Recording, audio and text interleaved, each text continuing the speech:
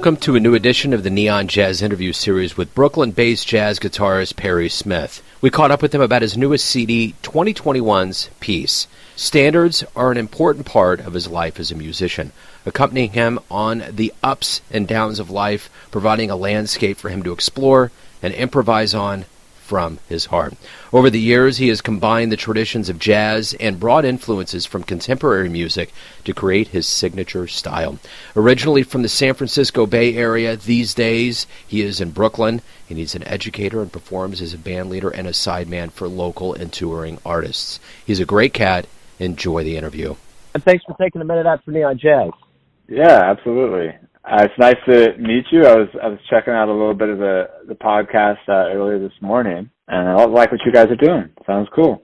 Thank you, man. I appreciate it. I really appreciate it. Yeah, and it's great to meet you. I want to start off first and foremost and kind of dive into your latest album, Peace, which if there was ever a time on the planet that we needed a little bit of that, probably right now is the time. Yeah. It comes out during a global pandemic. Talk to me a little bit about the timing of this, how you feel about it coming out right now. That's a good question. I guess I didn't necessarily plan on there being a pandemic. I recorded it a few months before the pandemic hit. I was on the road traveling with a trio. We were in Los Angeles, and we had a night off, and I thought, this particular trio doesn't get together to play all that often, so let's take advantage of the three of us being in the same place at the same time. Let's get into the studio and kind of do what we do best. And I'm very thankful that I took that opportunity because, a few months later, the world kind of stopped, essentially, in so many ways. I sort of thought to myself, maybe I should hold off on this for a while, maybe, let a couple of years go by even to see if we can get back to a sense of normalcy. But as I listened down to the record more and more, I thought, this is actually a good selection of tunes for this moment, in a sense. And at least for what a lot of people in the jazz community have had to go through, like myself, restructuring your careers and dealing with the ups and downs of the industry through all this. That's kind of why I titled it Peace, was I thought, I think we all need a little bit more of that in our lives, and I can offer this as an album to kind of, soothe people's ears and kind of draw them into something not too difficult to listen to. Let's just put it that way. Talk to me a little bit about how the beginnings for jazz and music started for you, like where you were born and raised and kind of how it began. Yeah, I was born and raised in the San Francisco Bay Area. And so for me, there was always a lot of music being played in the house. My dad had a guitar around, so he was playing kind of occasionally as a hobby for him, like folk music mainly. And that area of the San Francisco Bay Area, the North Bay, has a nice tradition of good music education. And so I was fortunate enough to kind of have access to that growing up, and that got me into jazz. And I guess the rest is history. I mean, I heard Wes Montgomery, and the rest was history. What about the first live show, jazz more specifically, that you saw that really got you thinking that's something that you might want to do with your life? Yeah, well, that's another thing about the Bay Area was there was, this would have been the kind of the 90s or so. I went to college in 2001, so kind of throughout the 90s, growing up in the Bay Area, there was Yoshi's, which is a great jazz club that when I was kind of pretty young and experiencing a lot of that music for the first time, it was just a location in Oakland, and it was amazing. I would go there and hear McCoy Tyner play for 2 weeks, with Billy Higgins or something, and it was just like mind-blowing, seeing Michael Brecker there, so many people that like really just opened my eyes to this music. And then there were a lot of good teachers around that I could go hear people playing at smaller jazz clubs in San Francisco, like Pearls, and just seeing people that I could, have a relationship with, that I could study with, that could mentor me and kind of point me in the right direction. So definitely Yoshi's was a big deal, and just the professional musicians that were located in the Bay Area were a really big deal. What about mentors? Who really laid some foundational work for you as a musician? Maybe some words of wisdom that resonate with you consistently. Yeah, there's been a number of people. In the Bay Area, I would definitely mention Bruce Foreman, guitarist, great guitarist out there. A gentleman named Tony Kaye, and a wonderful guitarist named Mimi Fox. The three of them helped me out quite a bit.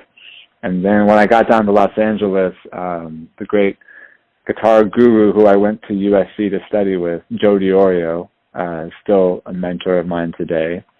And then a host of other people that really just kind of showed me the ropes down there. Pat Kelly, great guitarist down there. Alan Pasqua, wonderful piano player down there. John Pisano, another great guitarist down there. John Clayton, another bassist down there. People, that I was able to study with. Some of them I developed a closer relationship with as mentors, and that's still a big part of how this music and the tradition of, kind of how to conduct yourself in this business and all that stuff is passed down is, just by having that relationship with people that have come before you. It's still a big part of it. Absolutely. So as a musician, every day when you wake up, what do you look forward to the most about being a musician? What's something that really gets you motivated? Oh, it's got to be social media. My favorite thing. No, I'm joking. Probably just the connection with the instrument and the connection to the language.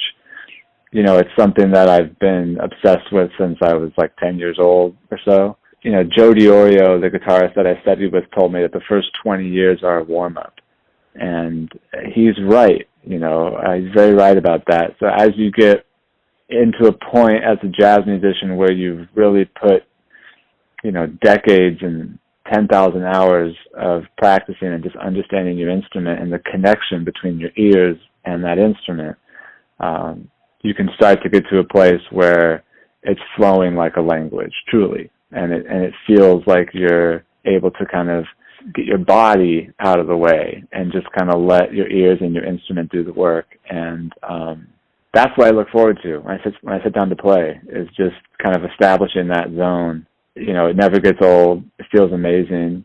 And that's been one of the benefits of the pandemic, actually, has been just having so much time to really just focus on that connection with that instrument.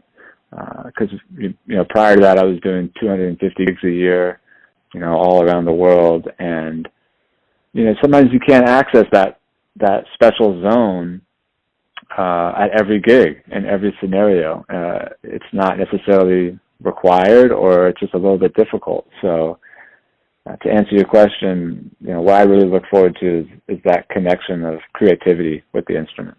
What do you miss about that old world from March of last year? What are you looking forward to getting back to when things open up? Yeah, gosh. Well, I really miss the connection with the audience. That kind of energy is hard to really replace. You can't really replace it. That's really what I miss. And I've experienced it, maybe like a handful of times since in the last year. Like there were a few shows in the summer. I felt that, some things in the fall, but the winter was pretty much just recording sessions and Zoom concerts, and you just can't feel that energy, that you gain from a crowd, and that feeling of service, honestly, to the audience. Like, I think that's a big reason why I want to perform and have performed my whole life, is like you're trying to give something to somebody. You're trying to make them feel good with your music and affect them in a good way. And it feels great when you can accomplish that, when you talk to people after a show who are really moved by what you played or by the songs or the concert or whatever. It's a great feeling. And you know that you've done some good out there for that evening. So I definitely miss that. I think it will come back, and there's already some things that are coming up for me that, I say, it's going to be a little bit of an adjustment to get used to, like, balancing everything and touring again and traveling, and because I had to restructure my whole career to teach basically music online from home, which has been beneficial, but I do miss that connection with the audience. speaking of the audience, when you get back to it and the audience comes back, what do you hope we all realize about this long absence away from live music? Yeah, it's an interesting question. I don't know. Just that, I guess a number of things, but, musicians and artists and people, creative people in this world, they really need support. I guess they always have, but now more so than ever. So, when you're going out there and you're seeing a concert, just realize that the musicians oftentimes don't have like a support or an infrastructure set up to carry them through a lot of difficult times. So the more generous you can always be with musicians and artists in general is, I think, what I hope people start to realize, when you're, buying a T-shirt from a musician after a show, or a coffee mug or a CD, it's like all that really adds up, when people want to support their favorite artists, go download their music from their Bandcamp page, because that money goes directly into our accounts, whereas if you stream it on Spotify or Apple, we just don't really ever see any real kind of money from that. So I hope that's what people realize, is that, the life of an artist is precious and it's worth supporting them, So everyone has a perception of you, your family, your friends, fans, students, but you're living your life. Who do you think you are?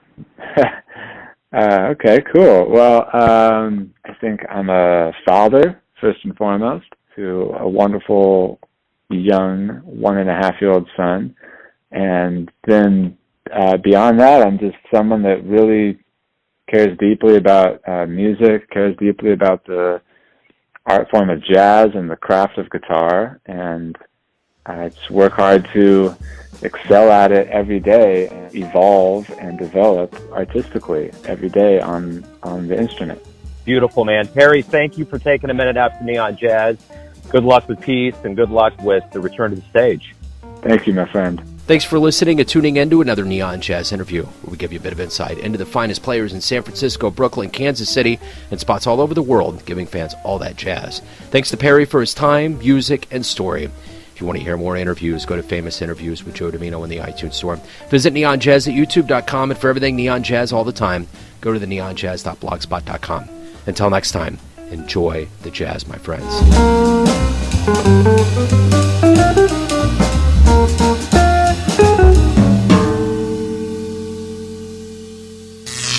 Neon Jazz.